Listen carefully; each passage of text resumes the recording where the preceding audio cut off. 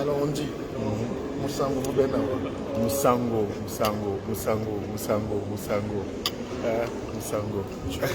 Tu sais que tu as créé un label, hein? Oui, parce que ce sont des gestes, tu sais, quand on a souvent parlé de politique, bon, j'entends souvent des frères, des sœurs dire que je ne fais pas de politique. Je ne fais pas de politique, moi je ne suis pas dans la politique, moi je ne... etc. etc. Et il y a souvent même un paradoxe. Tu as un Africain, un afrodescendant, une personne d'origine camerounaise ou africaine en France, qui est dans un conseil municipal en France, qui est sur une liste électorale. Enfin, il est sur une liste électorale comme citoyen, mais c'est une liste d'un parti politique en France. Mais quand il s'agit du Cameroun, tu te dis qu'il ne fait pas de politique. Il ne fait pas de politique. C'est ça qui est... Voilà. Il te dit, je ne fais pas de politique. Alors même qu'il est dans l'espace, il est dans la cité. Il s'occupe des affaires de la cité.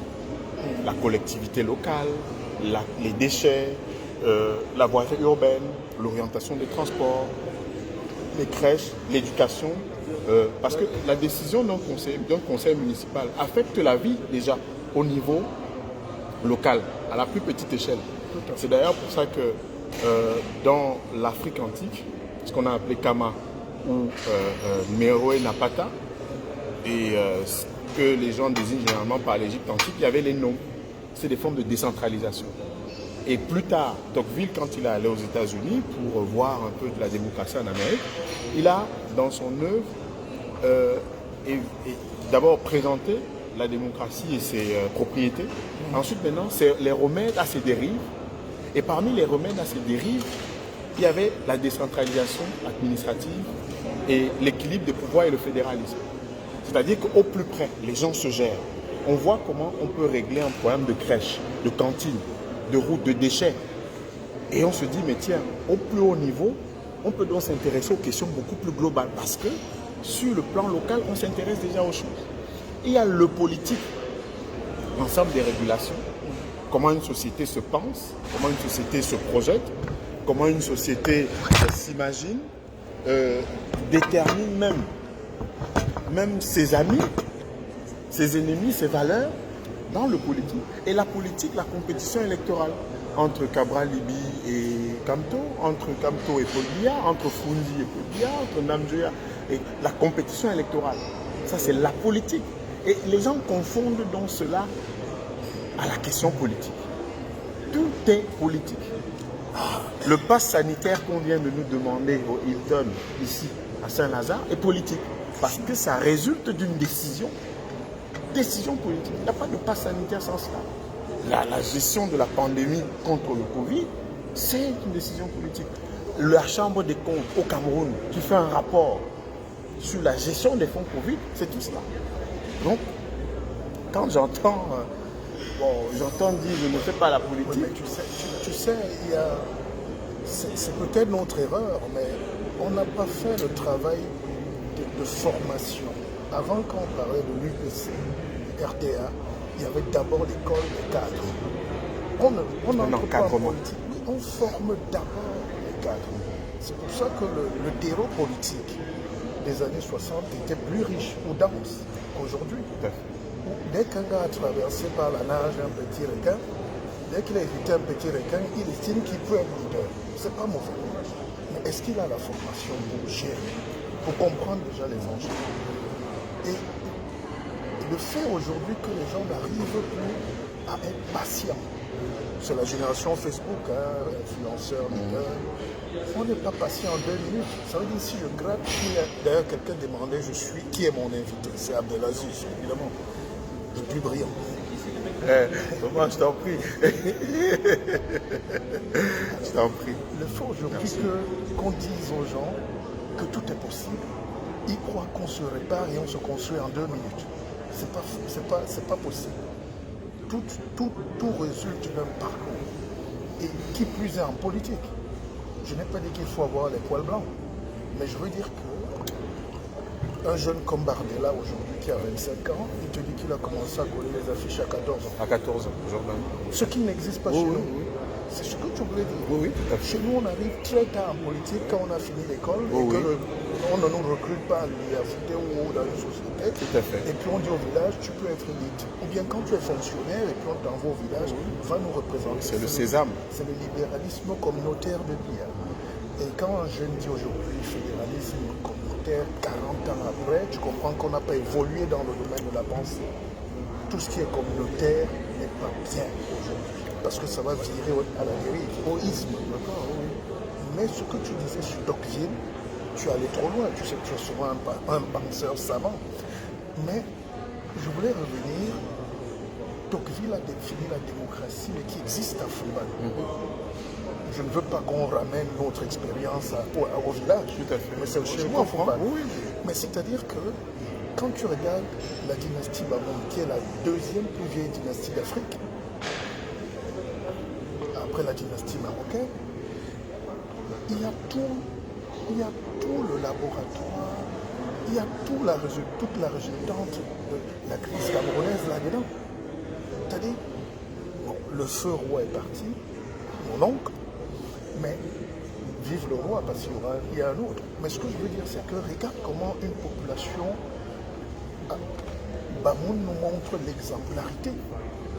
C'est-à-dire, ce n'est pas parce que tu es dévin, tu es sultan, que tu dois venir administrer même l'eau potable des gens, dans la cité.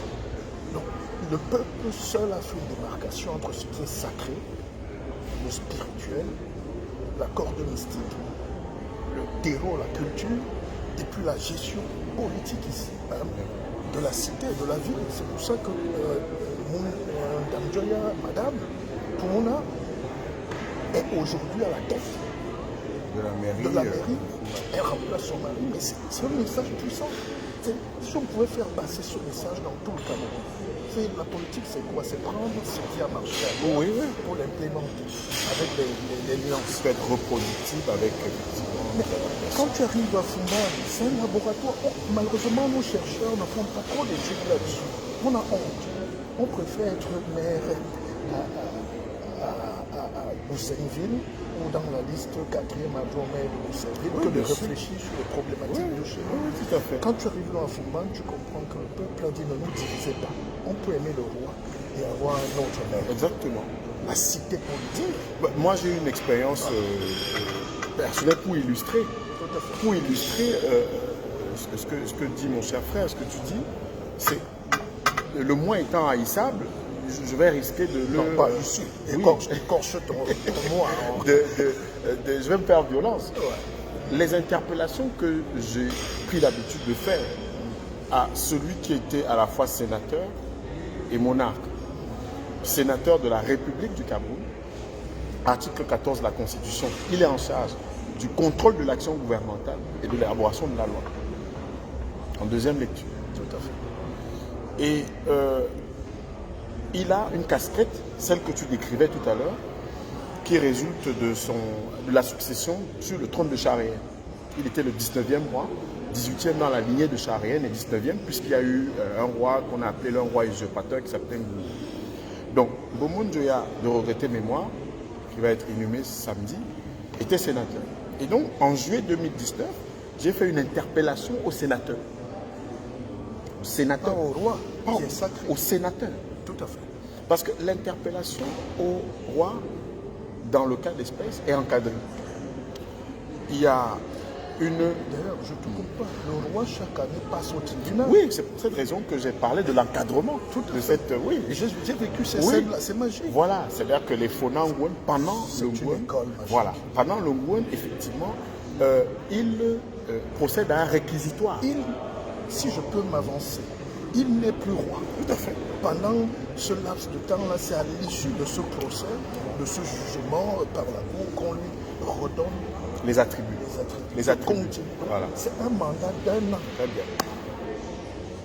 Pourquoi on s'inspirait? Très exactement. Et c'est pour cette raison que je me donne souvent de voir, par exemple, en diaspora, une notabilité qui, de type absolu. C'est-à-dire que quelqu'un devient notable il reproduit les atouts d'un roi et il se part comment dire ça, d'un certain nombre d'attributs d'absolutisme. C'est-à-dire que je constate que les gens sont plus royalistes que le roi.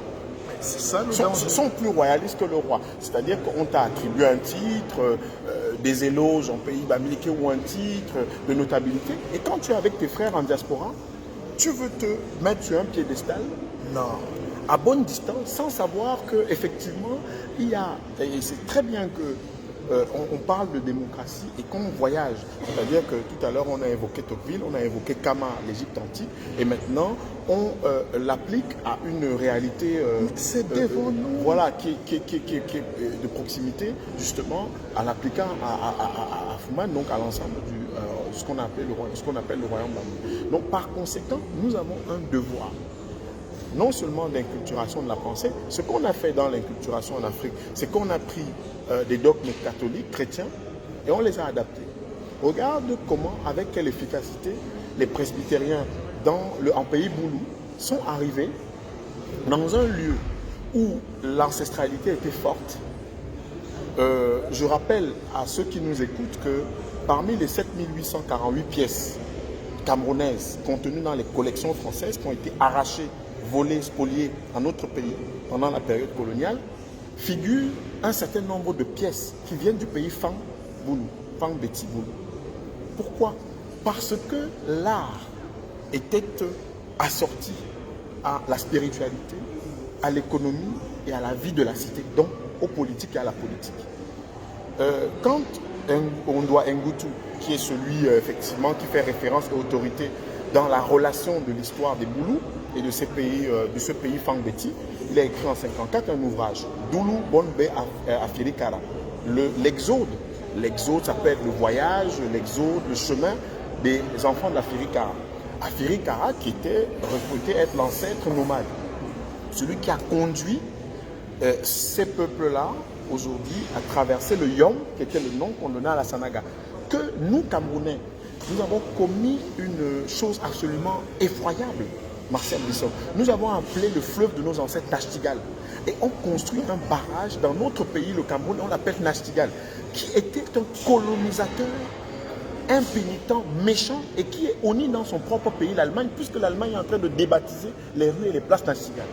Autrement dit, dans un pays comme le Cameroun, où les Oumniobe, les Douala Mangabe, les Madola, les Obabeti se sont battus contre l'oppression coloniale, nous reproduisons, nous consacrons quelqu'un qui est reconnu dans son pays comme étant un sanguinaire, et on lui donne le nom d'un fleuve ancestral qui a été traversé justement par un peuple, dont raconte l'histoire, dont Ondwa Ngutu raconte l'histoire. Ce que je dis est très important. Quand dans Doulou Bonbe Afirikara, parce que Afirikara, donc c'est le tronc, c'est l'ancêtre, il a Tomu Afiri, il a Ewondo Afiri et il a Boulou Afiri.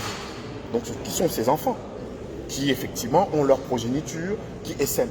On a un déplacement des Boulous qui laisse des traces en termes rituels, en termes spirituels, en termes linguistiques, dans une partie du Cameroun, dans des parties du Cameroun, les Yezoum, qui sont dans la Haute-Sanaga, la Nanga et Boko, Yezoum, d'où vient le président Biya, en l'occurrence, son père, les Mbitambani, à Konolinga, les Yebekolo, à Toyoninga, et une ethnie qui est connue par les amateurs de Bikoussi, les Mveleux. Et donc, on a dans un pays des gens qui appelaient l'ancêtre créateur Zameyo Mbebe. Vous avez la contraction de Zambé, que les prêtres palotins utilisent, catholiques, les presbytériens utilisent pour convertir les populations au christianisme, en leur disant que le Zameyo Mbebe, qui va s'appeler Zambé, est celui qui a donc enfanté le Christ, et dans le dogme de la Sainte Trinité, qui est devenu par lui-même justement la figure de son père et son père. Et donc, des populations reçoivent des gens qui traduisent la Bible, les textes religieux en langue boulou. En langue boulou. Vous avez deux variantes, le Mongo et Wondo, pour essaimer dans l'ensemble de la partie Fang Beti. C'est-à-dire que tout le monde parle littéralement l'Ewondo parce que c'est la langue de la liturgie. On l'utilise à la messe. Et dans le pays Boulou, chez les Ntoumou, chez les Mbaye, chez les Fong, chez les Mbaye Beme, chez les Fang du Gabon, puisque Oyem fait partie du Cameroun jusqu'à un moment. Le Cameroun avait 900 000 km. Quand tu arrives même aujourd'hui encore à Oyem, oui. Tu as encore la plaque marquée République du Cameroun. K. Exactement. Puisque jusqu'en 1911, le pays a 900 000 km. C'est-à-dire qu'une partie de l'Oubangui-Chari, la Centrafrique, la Guinée équatoriale, l'île de Fernando Po, la Guinée équatoriale, Bioko, Malabo, etc. Et puis une partie du Gabon et du Congo. Les Ouesso, chez les Mboshi, chez les Sassou Nguesso, c'est dans le Gabon actuel. Et donc, vous avez donc des gens qui ont une spiritualité forte. Des gens qui, quand il y a derrière la case, il y a leur ancêtre qui est là, qui a un crâne. À l'église, il y a les reliques. Il y a le poil, il y a le cheveu, il y a le crâne d'un saint à l'église. Mais quand on fait au Vatican... La relique. Voilà. Et on vous dit que ce que vous faites, vous êtes des animistes.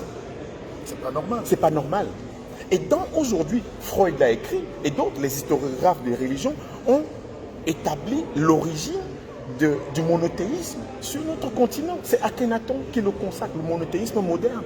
Parce que les formes de monothéisme qui avaient du Cap en Afrique du Sud, au Caire, ce qu'on a appelé le Caire à partir des Fatimides, parce que ça n'a pas souvent été le Caire, c'est en 969 qu'on a baptisé Futsal, le Caire, qu'on a baptisé ce lieu-là le Caire. C'était pas, nos ancêtres, s'ils revenaient aujourd'hui, seraient surpris qu'un endroit s'appelle le Caire en Afrique. On a un peu voulu blanchir. Exactement. La kémite culture. Oui, et donc un type, sur la question de la transsubstantiation, quand vous allez à l'église, on vous dit le corps du Christ, on vous dit le sang du Christ, et bien la transsubstantiation, dans les livres, ce qu'on a appelé les textes des pyramides. Je rappelle que la transsubstantiation, c'est le fait de passer d'un corps solide à un autre corps naturel. Exactement. Donc on dit la transsubstantiation, c'est le corps du Christ qui devient le vin. Le pain, le vin, etc. Très bien. Et donc la transsubstantiation, merci, ces principes-là sont écrits aujourd'hui. Ce que je dis, l'avantage, c'est qu'on est dans un monde aujourd'hui de vérification immédiate. Vous allez sur des textes, vous allez rechercher les textes des pyramides. Les textes sont les plus vieux textes spirituels et religieux de l'histoire de l'humanité. Les textes des pyramides, les textes des sarcophages, le livre des morts, l'âme droite, etc. Tu sais, tu es dans un développement magique. D'ailleurs, c'est toi à l'honneur. Et c'est pour ça qu'on fait les conférences en réalité. Moi, je dis souvent, même à mes frères égyptologues qui nous suivent, nos frères kémites, même si j'en suis ça ne sert souvent à rien d'aller même très loin dans le développement qu'on veut expliquer à nos enfants. Expliquer jusqu'à Noir El Sadat en 79, c'était le dernier grand raïs. Tout à fait. C'est un noir. Oui. En Égypte, oui. Bazani. Tout à fait. Et que quand on évolue même dans la spiritualité, je pose la question à tous les Africains du monde entier, tous les Noirs. Comment vous pouvez célébrer les reliques de Bethléem qui n'existent pas et que personne n'a vu, et vous ignorez le tombeau de Toutankhamon qui est là? Ton grand-père est couché, avec ses poils, ses cheveux, l'ADN, tout parle. Tu dis que non. Et lui, il est là. 10 000 ans, 5 000 ans, son corps est embaumé et gardé, couvert d'or. Tu refuses cette histoire-là pour aller chercher quelque chose au monde. Sinaï, on ne critique pas, mais ça nous pose un problème. Oui, ça pose un problème. Parce que le peuple est définitivement perdu. Oui, parce il faut qu'on prenne nos responsabilités. Il faut prendre des responsabilités. Je t'en remercie parce qu'il faut qu'on arrive à parler de ces choses-là avec beaucoup plus de sérénité. Et tu fais bien de le dire comme ça. Parce que les télescopages qu'on observe aujourd'hui, c'est qu'il y a un regard qui était inquisiteur, méprisant sur la culture et la spiritualité africaine. Ce n'est pas moi qui le dis, c'est l'exemple. Les exemples sont les gens. On a détruit les cultures africaines. On a estimé que ces cultures-là, elles étaient... D'ailleurs, on leur a attribué une nature anthropophage, etc., pour les diaboliser. Et je rappelle que dans l'histoire du monde, et tout le monde peut le vérifier, l'anthropophagie a des lieux géographiques bien situés. Et ils ne sont pas en Afrique. Je peux même faire un autre développement ici. Donc par conséquent, il faudrait que, là on a la chance, quand on discute, on échange avec toi qui effectivement établis effectivement ces liens en les ancrant dans nos terroirs, en les ancrant dans nos réalités, de pouvoir parler de ces choses. Et il faut qu'on en parle davantage. Quand on est musulman, quand on est chrétien dans le Noun du Cameroun, il y a une polémique par exemple aujourd'hui où des Bamoun musulmans estiment que les chrétiens n'ont pas voix au chapitre dans les obsèques du roi Bomondoya. Incroyable. Et ils assortissent ça d'un jugement de valeur, donc d'un classement, comme on faisait l'énothéisme avant, où on classait les religions. Ils estiment qu'ils sont la religion de la vérité. Ils estiment que les autres sont dans le faux, parce que vérité versus faux. Ils estiment que les autres sont dans la perdition et eux dans le droit chemin. Et que par conséquent, le roi, puisqu'il a le titre de sultan. Sultan, c'est un titre turc. Ce n'est pas un titre bamoun ou africain. C'est un titre turc qui a été adopté par les rois bamoun à partir du roi Njimolu. C'est-à-dire que le roi Njoya, qui était distant de ces questions-là, qui était syncrétique, puisque le roi Njoya a reçu l'islam à la fin du 19e siècle, c'était une sorte d'islam diplomatique et politique, géopolitique, puisqu'il a eu recours au Lamido Oumarou de Bagno pour avoir raison du premier ministre qui lui disputait son trône. Parce que pour ceux qui nous regardent, Njoya à la mort de son père Sangou, Njoya avait 14 ans. Donc sa mère a exercé la régence jusqu'à la majorité. Mais regarde déjà comment c'est formidable. Donc l'enfant est mineur et on sait qu'il y a l'âge de l'initiation. Et on supporte. Et la femme, c'est pour ça que dans la culture africaine, je suis bébé quand même, quand un homme a atteint le dernier degré de la mystique, il devient une femme en réalité. Ça, ce sont les bases matriarcales de notre culture. C'est pour ça que la maman peut devenir, et d'ailleurs c'est elle qui porte, c'est elle qui enfante, et chez les Bamoun, par exemple, c'est d'ailleurs une conspiration d'hommes qui a empêché que les reines continuent d'exercer le pouvoir d'État. Tout à fait. Parce que la fille d'un Charéen, le fondateur du royaume Bamoun, 1394 jusqu'à 1514, sa fille de 1514 à 1563 a exercé le pouvoir. Elle s'appelle Wopu. C'est la fille de Charéenne qui a exercé le pouvoir pendant 43 ans. C'est-à-dire que pendant 43 ans, elle était chef d'État. Elle était chef d'État. Il y a eu 2 reines avant que Ngungu Rechetfond ne fasse 30 minutes, qui était la mère de Sangou, donc le père de Njoya. Ngungu Rechetfond, elle a fait 30 minutes, le temps de passer le pouvoir à son fils Sangou. Parce qu'il fallait rétablir la lignée de Charéenne après l'usurpation de Nguo, qui lui aussi a eu un long règne. Donc c'était sa mère, Ngungu Rechetfond, qui a rétabli la lignée de Charéenne. Charéenne qui venait du pays Tikar, qui venait du pays Mboum, parce que les Tikars ne sont autres que des Mboum, c'est donc que des Mboum, qui ont leur ancestralité. Mais jusqu'à présent, la même langue dans le Soudan, dans les 2 Soudans, le Soudan du Sud et le Soudan du Nord. Mais bien sûr. Voilà. Donc, je veux dire que ce que... Et le Soudan, c'est quoi? C'est le Nil. C'est le Nil, la vallée du Nil. Exactement. Donc, ce qu'on veut dire précisément, c'est que dans l'éducation nationale, dans l'instruction publique donc en Afrique, notamment au Cameroun, je ne comprends pas comment aujourd'hui les enfants qui sont à Ebolova et ceux qui sont à Foubane, ceux qui sont à Pitois, ceux qui sont à Marois, ne sont pas édifiés, ne sont pas sensibilisés par le fait que les Babitois, par exemple, qui sont Bamileke aujourd'hui, viennent de Pitois, à côté de Garoua, à 20 km de Garoua. Le roi des Babitois aujourd'hui est descendant de gens qu'on appelle les nordistes qui viennent de Pitois. Ils sont Bamileke aujourd'hui. Les Batcheux qui sont dans le Onkam. Non, les Batcheux sont limitrophes des Baboucheux Ngaleux. Ils sont dans le Onkam. Exact. Ils sont dans le Okam. C'est-à-dire qu'il y a les Batcheux. Tu sais, mon cher frère, que les Batcheux n'ont pas le même modèle d'intronisation que les autres Bamileke.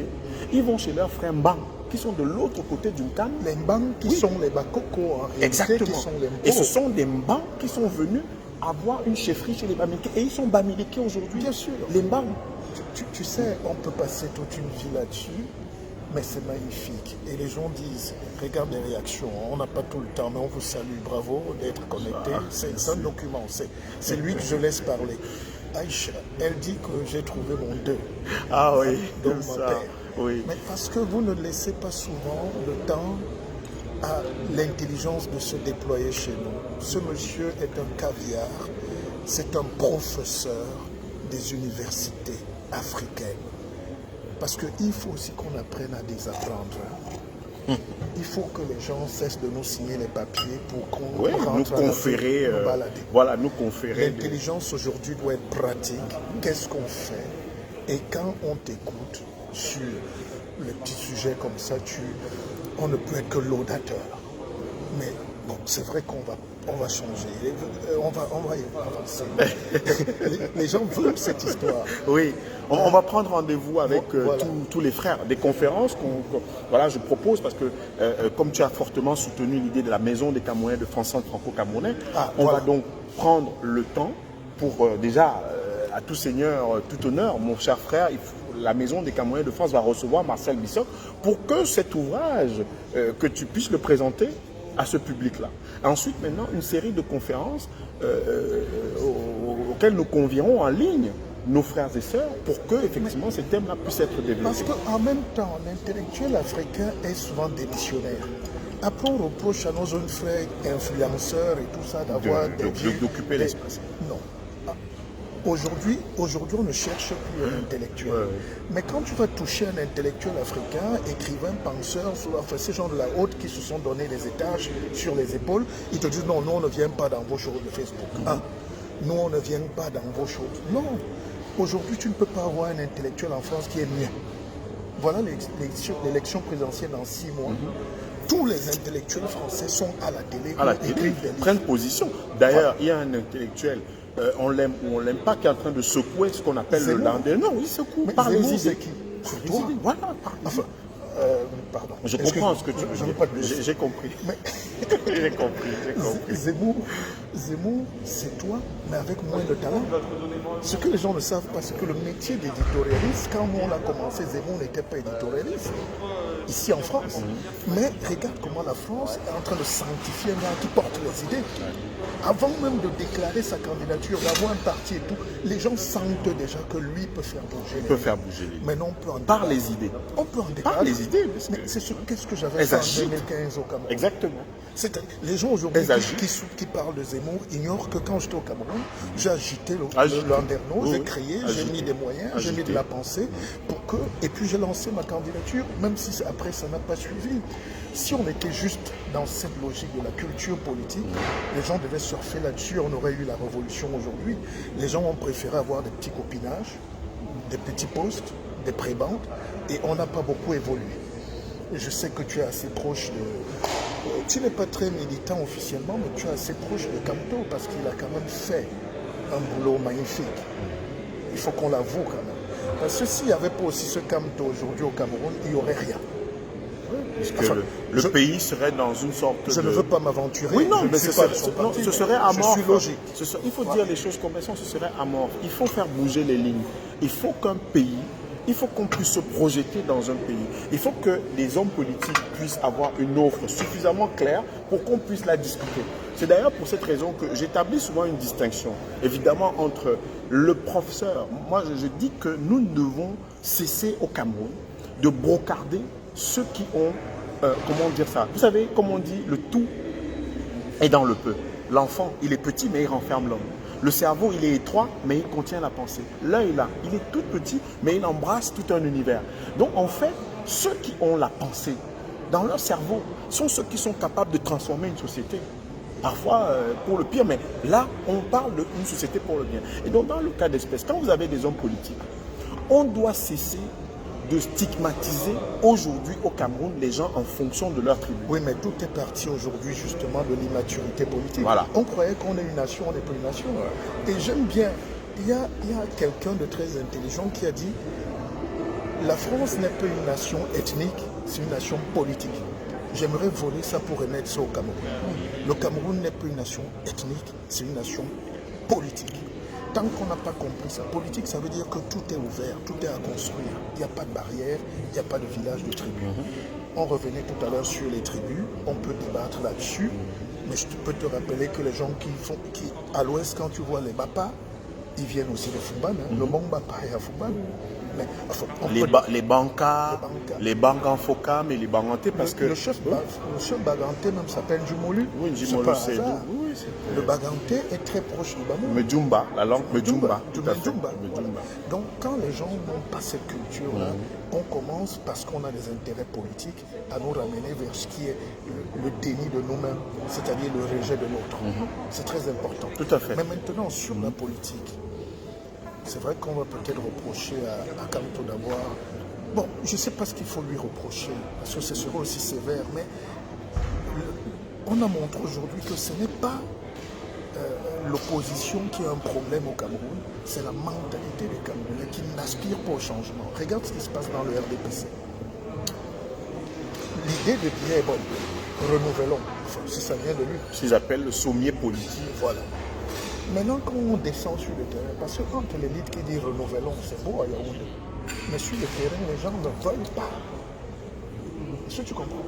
Il y a des gens qui viennent avec des listes toutes faites à Yaoundé qui veulent encore passer. Alors qu'on a dit renouvelons. Ils sont là depuis 40 ans, mais eux-mêmes viennent pour renouveler, mais pas sans renouveler. Et le peuple dit quoi? Non. Exactement comme les jeunes de la base aussi disent à un moment, on en a marre. Finalement, la base, c'est nous. Finalement, ouais. Ok, on Ça, va les aléas. Oui, les aléas du direct, dit-on. Mais quand c'est déjà trop beau. Voilà, je pense que c'est beaucoup plus stable comme ça. Ouais. Donc,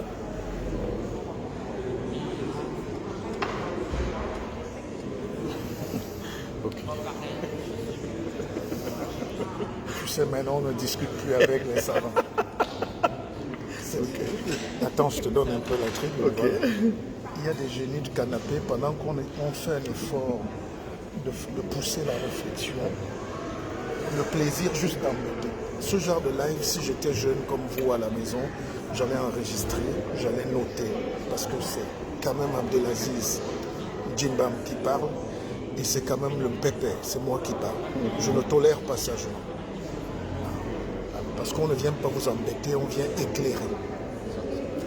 Alors donc je disais que les Camerounais dans leur fond ne sont pas prêts eux-mêmes pour changer. Des deux côtés. Et c'est un substrat important. C'est-à-dire, moi je regarde comment les gens sont réfractaires à toute idée d'évolution, même quand c'est pour leur propre bien. Et au sein du pouvoir et en face. C'est pour ça que j'ai peur. J'ai pas peur, mais je me dis que demain, ça sera quand même... L'après-Biya sera très dur. Ça sera pas une tâche facile. Oui, j'en pense. Non, moi, je crois que il y a 10 ans, il y a 20 ans, quand c'était... On se connaît en détail, disent les Ivoiriens. Les Camerounais, on disait, il y a qui peut remplacer Biya? Les Camerounais c'est une mauvaise question. Oui, les Camerounais le disaient. Que oui, c'est vrai, mais il y a qui? On ne peut pas avoir un président qui a presque 90 ans et se dire il y a qui, alors que Martial Bissok et beaucoup d'autres Camerounais, beaucoup d'autres jeunes Camerounais, beaucoup d'autres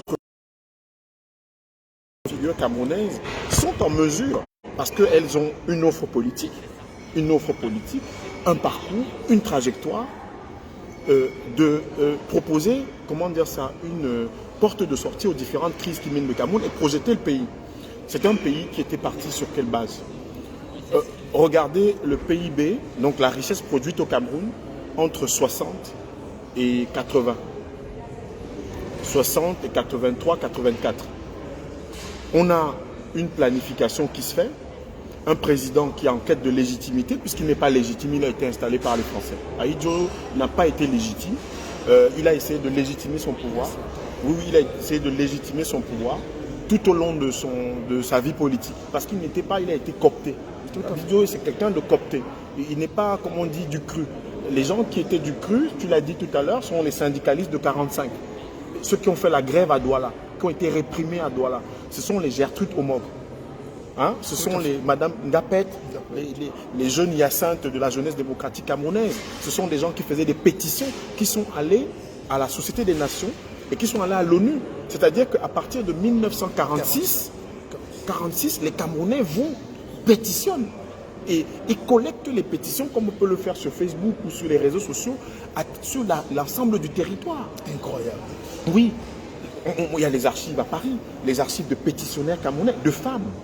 Parce que la première femme pharmacienne au Cameroun qui crée une association de femmes et qui, avec Gertrude Omor, vient déposer une pétition avec un frère guyanais qui était considéré comme un panafricaniste, qui relaie les pétitions des Nya Assam, donc des chefs de la côte, au niveau, effectivement, d'abord de la SDN, ensuite de l'Organisation des Nations Unies. C'était ce que tu as appelé tout à l'heure l'absence, l'immaturité politique qui, à cette époque-là, était beaucoup plus, c'est-à-dire que la culture politique était beaucoup plus ancrée. Parce qu'il y avait une aspiration à se libérer, ils avaient lutté contre le travail forcé. C'est-à-dire que quand vous entendez Djok Massi au Cameroun, les Camerounais, effectivement, ne s'en laissaient pas compter. Le pouvoir français, la férule des Français était forte, mais les Camerounais s'organisaient pour lutter. Des actions de sabotage, des actions qui permettaient de libérer des gens qui avaient été réprimandés, esclavagisés littéralement. Et puis, quand Houphouët-Boigny porte au Parlement français la loi contre le travail forcé, il y a des Camerounais qui avaient déjà exercé ce pouvoir de pétition de façon organisée et de façon systématique. Donc c'est une régression aujourd'hui, la vie politique camerounaise. C'est une régression. Parce que, contrairement aux années 90, je rappelle tout simplement que dans le processus d'élaboration de la nouvelle constitution au Cameroun, il y a eu des ponctuations. La constitution que propose Maurice Kamto en 90, suivie de celle de Namdjoé et de Samuel Ebois, dans les colonnes du messager de la nouvelle expression. C'est encore dans les archives. C'est-à-dire qu'il y a des Camerounais qui ont pensé la société politique camerounaise dans ses grands équilibres. Pour que nous fassions ce que tu as appelé Nana-Nation. C'est-à-dire qu'on part de communautés dans la réflexion dynamique des pères de l'UPC qui se disent non, on ne va pas appeler notre parti Union du peuple camerounais parce qu'on n'en est pas encore. On est dans la construction. On ne va pas appeler Union de la nation camerounaise. On aspire à être une nation. On va l'appeler Union des populations du Cameroun. Ce sont des populations qui s'agrègent, se fédèrent, pour que l'idée de nation puisse être construite. Les nations modernes sont des constructions. Les nations modernes sont des constructions. Ne sont pas des éléments naturels. C'est pas figé. C'est pas figé. Et c'est ça qui me permet de te dire, par exemple, regarde comment on parle de la crise anglophone aujourd'hui. C'est quand même terrible que des frères. Oui. C'est là où je suis en désaccord avec Ganang, par exemple, quand il dit que le problème anglophone n'a rien à voir avec le Rwanda. Les Hutus et les Tutsis étaient des frères, mais au Cameroun, c'est deux pays différents. Je dis, tu ne connais pas. Il ne connaît pas. Tu ne connais pas le Lévialem. Oui. Tu ne connais pas le Sud-Ouest, Moluka, tu ne connais pas Limbé, tu ne connais pas Moya, tu ne connais pas l'histoire, par exemple. Outre, on a dit tout à l'heure, pour aller vite, que le royaume Bamoun s'arrêtait à Kekem, dont limitrophe de Douala. Hein? Après, c'est le Mungo, c'est Mandjo, et tout ça après le Cap. Exactement. On a oublié de dire que pendant la Première Guerre mondiale, on demande une trêve parce que les Allemands sont cruels. Ils prennent les populations Batanga qu'ils exposent. Ils déportent. Voilà. Non, on les bombarde massivement. Et quand l'armée anglaise et française pilonne depuis la mer, les Allemands mettent les indigènes. Il y a tellement de morts à Kribi et tout qu'on décide de déporter ces gens-là pour les amener à Victoria. Et c'est ce retour à Kribi qu'on appelle le Maï ou le février, et les fêtes traditionnelles là-bas. Mais le retour d'où? De Limbé, le retour d'où? De Boya, de Kumba. C'est pour ça que quand tu es dans ces zones-là, tu as Ekomboa Medimo, tu as Bojongo, Tutu, tu as Bolo Batanga, Batanga qui est là-bas. Enfin, on peut passer 10 jours à expliquer ce que c'est que la nation. Alors, aujourd'hui, ce qui nous intéresse, c'est que le problème anglophone qui se pose à nous est un problème de la bêtise collectif, du manque d'anticipation. Tu parlais d'autodétermination des peuples. Il faut que les gens se sentent libres dans leur terroir, dans leur espace. Oh oui, l'espace. C'est tout ce que les gens demandent. Voilà. À la base, on ne veut pas savoir qui est anglophone, qui est francophone, même la conférence de Fumban et tout ça. Ne culpabilisons pas l'histoire. L'histoire n'est jamais parfaite, il y a des failles. Mais c'est ce qu'on en fait. Aujourd'hui, si on avait laissé nos frères anglophones se sentir plus camerounais dans la gestion économique, culturelle et politique de leur espace, sans se détacher de la nation, on n'aurait pas ces problèmes. Le conflit anglophone, c'est ce qu'on a vu l'autre jour quand on a bloqué la route de Famandongo dans son propre village. C'est tout. Ces gens-là ne se revendiquent pas de boulot ou de tout, ils veulent la route. Ils veulent la route. Donc une préoccupation liée au bien-être. Ils veulent l'État. Oh, oui, préoccupation liée au bien-être. C'est-à-dire que une interpellation de l'autorité au respect de la parole.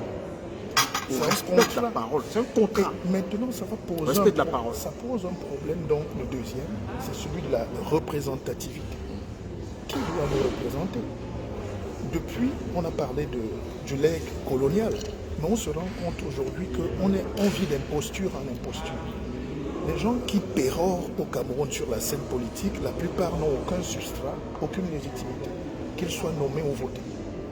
Et la crise anglophone nous laisse face à nous-mêmes, il n'y a pas d'interlocuteur. On a pris un premier ministre qui était déjà au palais. Sa maison est brûlée au village. Oui. Il remplace quelqu'un qui a fait 30 ans sans aller chez lui. Mais bon Dieu, tu imagines Jean Catex hein, ne pas connaître le territoire. Alors, D'abord parce qu'il vient du territoire, il est maire à la base. mais c'est ce que je Maire. Et Ena, maire. Enac, maire, député, il faut partir du bas et venir avec ces projets pour mener l'action gouvernementale. Donc, il faut repenser totalement l'État. Qui doit parler pour la population? Or, le libéralisme communautaire, c'était peut-être une bonne idée de Singapour et des billets et tout, mais aujourd'hui, on ne peut plus réfléchir comme ça.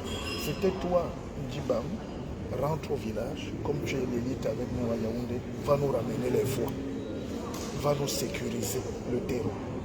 Or, quand tu arrives là-bas, comme c'est toi qui notes et qui rentre à Yaoundé, tu empêches à ce que personne n'ait même le bac là-bas. C'est une razzia totale. Oui, razzia. Et c'est ce que les Bélamba paient. C'est ce que les Bélamba ont fait pendant toute leur carrière, par exemple. Quand il arrivait à Yaoundé, je lui demandais alors, le Samuel Ebouak, alors, monsieur le ministre, il n'y a personne là-bas. Parfois, il faisait même qu'aucun diplômé ne vienne de là. Non, c'est violent. Jusqu'à ce qu'on leur confie même l'éducation nationale. C'est pour dire qu'il faut qu'on repense la manière de gérer la collectivité, qui parle pour nous, qui nous représente et qui est porteur de nos valeurs. Aujourd'hui, le Premier ministre arrive à Bamen entier partout parce qu'il n'est pas légitime. Les gens disent on ne te connaît pas. Est-ce qu'il faut donc laisser les manches au BBC qui viennent de leur petit réseau, mais les éviter? Parce que tout ce qu'on a ici en politique, c'est la légitimation des peuples. Le peuple prend un gars, on dit toi va parler pour nous, va à l'Assemblée, va ceci. C'est là où on a commencé à détricoter l'État. Et si on n'arrange pas ça, je ne vois pas comment on aura une solution. Parce que la légitimité politique aujourd'hui est un problème. Mais bon. La légitimité politique, oui. Non, je veux dire que non. Après, on va chuter. Oui, on est au cœur de la problématique. Les formes de légitimité dans notre société sont liées à ce que la science politique a distingué à l'État et au pouvoir. Parce que l'État, c'est une entité juridique et le pouvoir, c'est la manière d'exercer une autorité, une influence dans la société. Et le pouvoir chez nous a différentes modalités et différentes formes. Il y a un pouvoir traditionnel, il y a un pouvoir d'État, un pouvoir militaire. Il y a ceux qui ont le monopole de l'exercice de la violence légitime, donc le pouvoir d'État. Et chez nous, l'accumulation des capitaux a fait que les gens ont voulu avoir les différentes formes de pouvoir dans la société pour eux-mêmes. Tout à fait. Pour eux-mêmes. Et non pour transformer la société.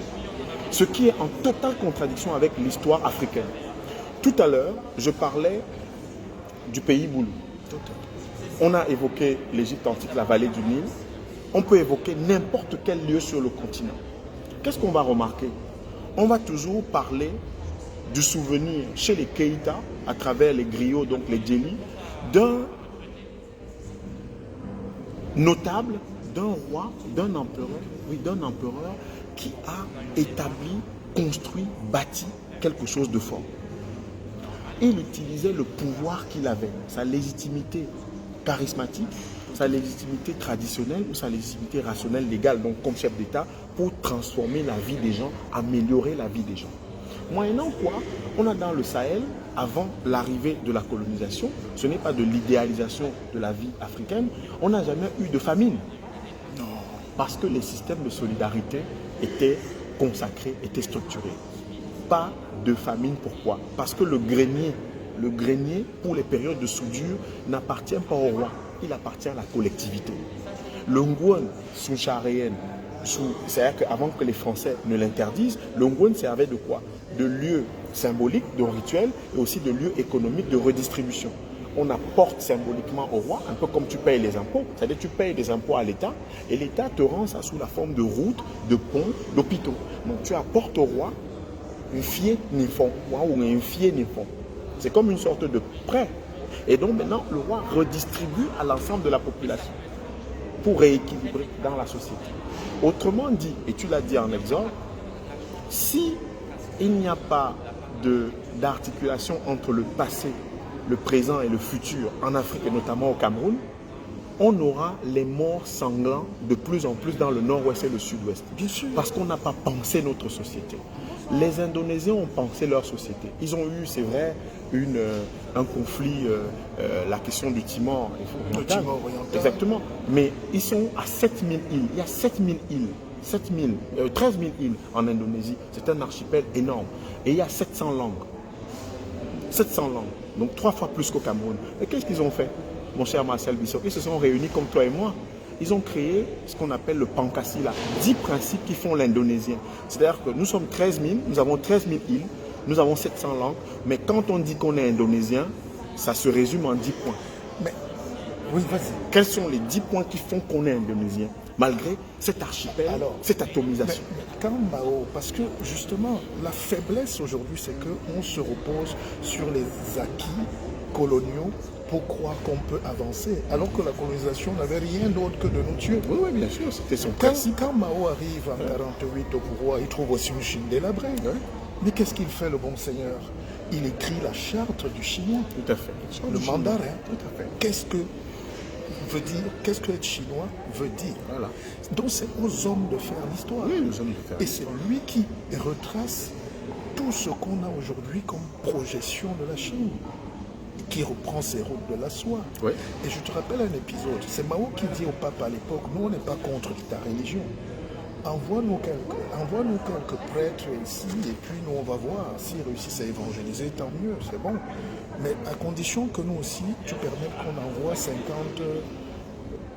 pasteurs chinois au Vatican et puis nous aussi on va voir. Le pape n'a plus jamais répondu. Or aujourd'hui, ce que tu dis là, si on demande au Cameroun aujourd'hui, quel est... Donc si on dit, si tu demandes maintenant à un Africain, n'importe, un Camerounais, qu'est-ce que être Camerounais veut dire? Il ne sait pas. Non, il ne sait pas. Qu'est-ce que être Ivoirien veut dire? On ne sait pas. Qu'est-ce que j'ai suivi dans un débat en Côte d'Ivoire, on dit qu'il faut limiter l'âge de la retraite. Enfin pour les prochains, enfin la date limite, l'âge limite à 75 ans. Les gars voient déjà un problème d'exclusion politique. Or, ça peut être salvateur. Mais donc en Afrique, on n'arrive pas à s'entendre sur qu'est-ce qui est bien pour nous demain. Et aujourd'hui, l'Africain fait rire parce que cet effort-là de se reconstruire est tellement difficile, mais il préfère se cacher derrière la croix. Il préfère accepter qu'il y ait la croix sur la grotte de Borlitouba. Il préfère jouer le petit chrétien. Il préfère, d'ailleurs, on vient de signaler qu'il y a 300 000 enfants violés depuis 50 ans. L'Église catholique, on ne va pas tirer et revenir là-dessus, chacun assume. Mais je voulais quand même dire qu'on ne peut pas dire qu'on est des nations et qu'on veut être panafricain et libre aujourd'hui si on continue de se voir sans rien. Il faut écrire, il faut coucher la pensée, il faut définir où on va, il faut dire ce qu'on veut. Et ça, c'est les hommes. On a parlé de Mao, on peut aussi venir à De Gaulle. Pour beaucoup d'Africains, c'est un salaud. Mais tu le dis en France, on te coffre. Oui, bien sûr. Parce que contre le régime de Vichy, contre les l'occupation, tous les gens qui ont dit que les Allemands nous ont déjà déshabillés. On la collaboration. La France a la même histoire que l'Afrique, que le Cameroun. C'est-à-dire, l'envahisseur vient dominer la France, on vient vous écraser et tout le monde se couche, même le président. Tous les ministres, les femmes même disent aux Allemands, faites-nous les bébés. Et puis un homme, un soldat se lève, il dit jamais. Il prend la nage, il traverse, il va chez Churchill et lui dit, moi, aide-moi. Le gars dit, je n'ai pas d'argent. Il dit, donne-moi seulement ton Facebook, donc le BBC de l'époque. Le Facebook de l'époque. Enfin, on ne va pas faire un cours d'histoire, mais c'est pour te dire que l'histoire des nations, c'est aussi la volonté d'un homme qui se lève. Parfois seul contre tous. C'est la victoire qui le réalise. Et c'est très important. C'est très important.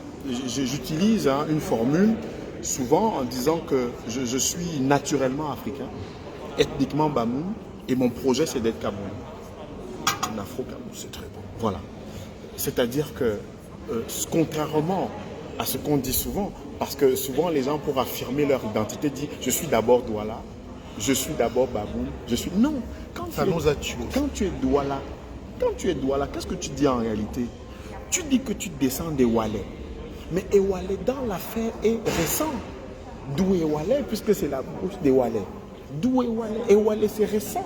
Dans l'histoire du Douala, Ewalais c'est récent. Puisque Ewalais en Bédi avant, et il y a Bédi qui est en Bongo, etc. Donc on a des gens à Douala qui, comme le doyen Valère Épée, qui peuvent allègrement remonter les générations. Il y a Valère Épée qui a fait un travail remarquable, oui, avec le patriarche, avec le cousinage des Douala, avec ceux de Makwa au Congo, avec Dikabo en Guinée équatoriale, avec les Kota au Gabon, avec les Ngombe, nos frères qui sont en Ngombe, les Ngala. C'est pour ça qu'on dit Ngombe. Quand tu arrives à Edea, on dit Idi Ngombe. Quand tu es à Douala, après lundi là-bas, dans Bonamoussa, le premier village c'est Ngombe. Toute la zone là jusqu'à exactement. Parce qu'on vient de la Ngombe. Oui. Tout ce Congo. L'Équateur. Voilà. L'Équateur. C'est la zone de l'Équateur au Congo. Donc, quand un Bamoun dit je suis Bamoun, Pamam. Les Pamam, c'est récent. Oui, Pamam, c'est 1394.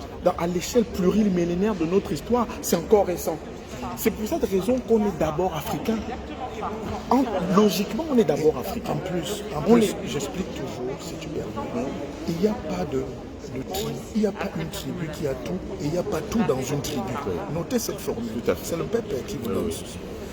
Il n'y a pas une tribu qui a tout, et il n'y a pas tout dans une tribu. Très bien. Quand tu regardes toute l'Afrique, c'est les jumelages, même les langues. Mais il y a une tribu intermédiaire. Quand tu prends l'Impo, Bassa, Batimpo, tu vas trouver entre les Étones et l'Impo. D'ailleurs, on a perdu un journaliste qui s'appelait Jean de Grasse Moutassi. Oui. Son village, c'est à 2 km de Vaudoula. Donc, c'est chez les Étones, mais il est Impo. Et quand tu fouilles bien, la langue sacrée chez les Étoudis, à Yaoundé, c'est l'Impo. Alors, mes amis, mais c'est extrêmement intéressant, mais c'est hyper intéressant. Et on doit parler de ça tous les jours. On n'a pas le temps aujourd'hui, mais on a... Et non.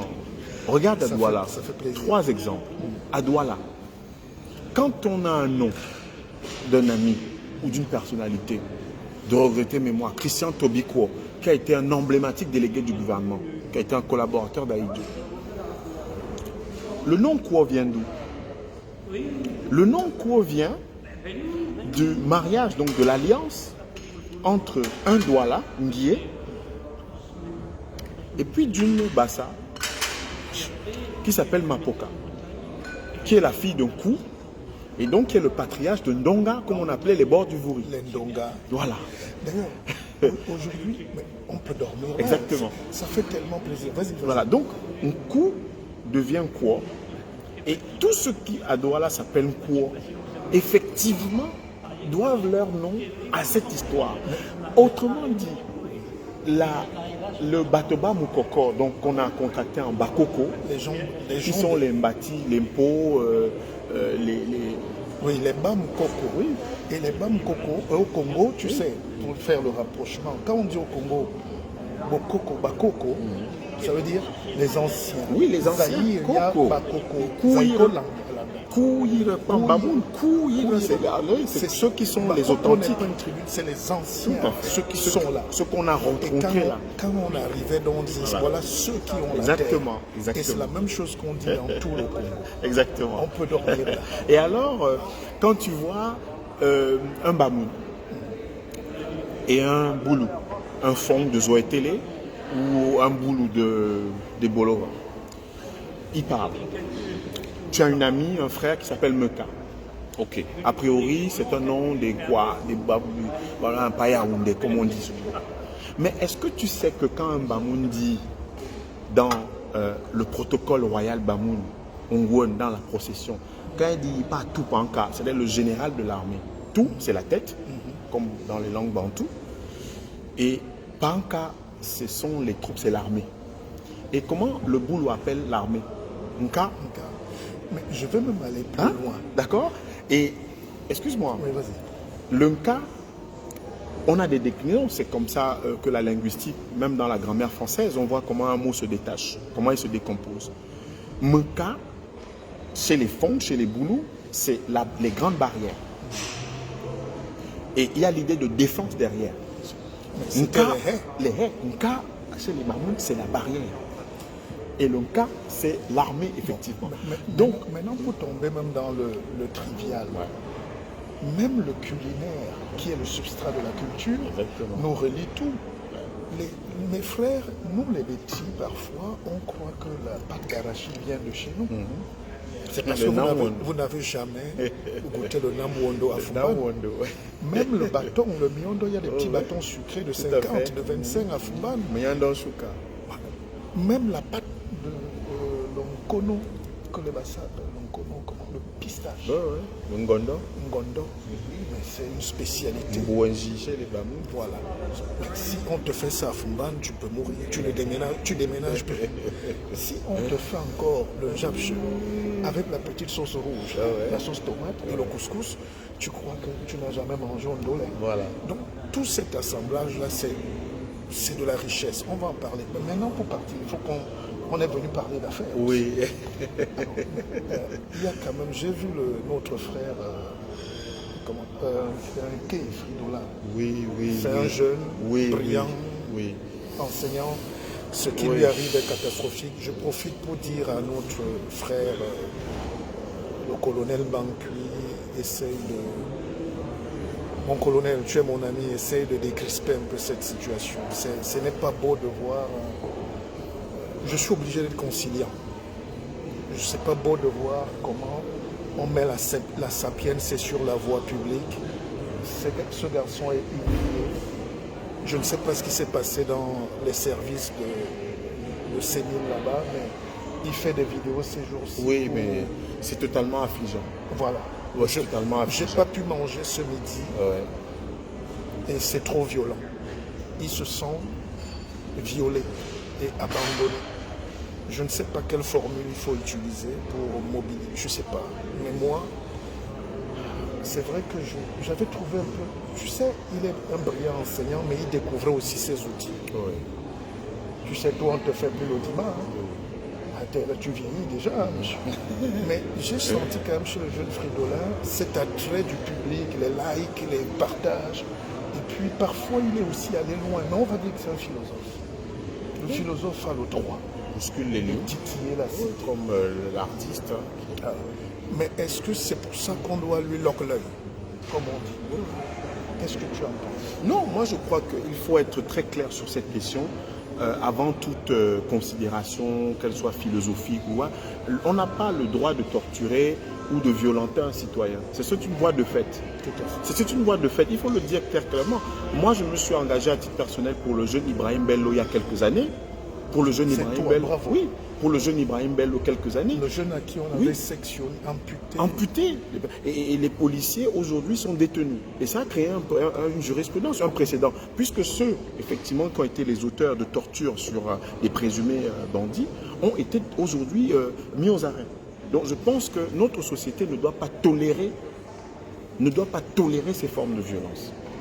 Ne doit pas tolérer ces formes de violence. Parce que ce qui arrive à Fridolin, qui est aujourd'hui, peut arriver à chacun d'entre nous demain. C'est-à-dire qu'on vous convie dans le bureau d'un officier de l'armée et vous en sortez amoché, complètement étourdi par des coups. On ne sait pas ce qui s'est passé. Bon, justement, mais on ne peut pas, c'est difficile, tu sais. Moi, Bankui m'a souvent fait l'amitié de me recevoir et je vois plutôt, j'avais vu un intellectuel, il a fait des publications, il y a des livres sur la réflexion de l'État, sur la fraude, sur la corruption. Pour un officier de l'armée, c'est quand même osé. Mais je ne m'attendais pas, enfin j'étais surpris de le voir dans ce registre. Je n'ai pas suivi le dossier, mais c'est affligeant. Il faut qu'on ramène un peu plus de sérénité et qu'on lance aussi un message pour tous ceux qui sont détenus dans les prisons en ce moment au Cameroun. Exactement. Parce qu'un quai est dehors, il a eu la chance, mais il y a aussi d'autres qui sont encore là parce qu'ils se sont exprimés sur leurs opinions politiques. À cause de leurs opinions politiques, ils sont enfermés. Et c'est Biya qui nous avait dit que nul ne sera plus jamais inquiété pour ses opinions. On ne va plus prendre le maquis pour exprimer ses opinions. Ah, c'est ça.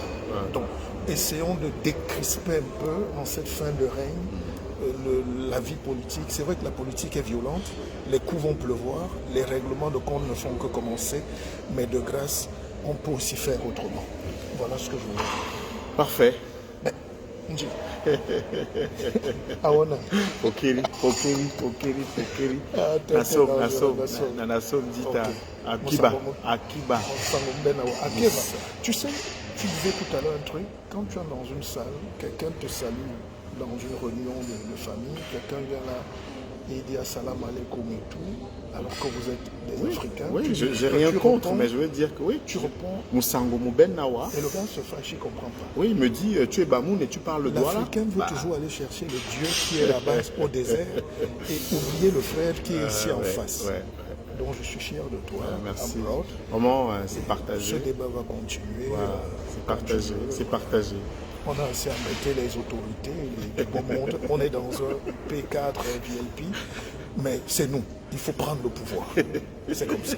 Et tu sais qu'Ake va me dire la gratitude en réalité. Ça ne sert à rien de dire Amen. Enfin, je ne critique pas ceux qui le disent. Mais pourquoi tu dis Amen? Oui, c'est pareil, c'est ça. Nos parents disaient Akeba, Ayureni, Nassom, Abungang. À Yemba, à Djondi Chagli. Voilà. Il faut, chacun peut, mais c'est comme ça que nos ancêtres. Tu as parlé tout à l'heure de la spiritualité, mais ça c'est un autre débat qui peut faire une journée. Tu sais que quand on dit Ayo, Ate, c'est Aloba Lamoy, c'était des cris, mais c'est la contraction. Et aujourd'hui, on a connu ça sur les musiciens. C'est une manière les artistes, parce que c'est d'invoquer Dieu. Nous, on invoque Dieu à tout moment. Quand il faut entrer en brousse, quand il faut faire le chant, quand il faut se laver, quand on se lève. Et c'est cette gratitude-là, c'est ce grand merci-là qui est propre à chaque peuple qu'on appelle la spiritualité. Tu vois, quand tu veux dire merci en français, le français te remercie. Il te chasse du boulot en te remerciant. C'est possible. On l'a remercié. C'est pas possible. On la remercie. Donc tu ne c'est l'expression. Oui, ici on te dit merci. Tu veux un café? Non, merci. Le gars te conduit en te disant merci. C'est là l'origine de la domination des peuples. Ils sont venus chez nous en nous disant merci. Mais c'était pour nous conduire. Allez. Bon, on a un coup de fil, je vais peut-être prendre plus tard. Ça va? On va rappeler. On va refaire un direct. Merci, Ndji. Allez, bonne soirée, merci d'avoir suivi. Merci.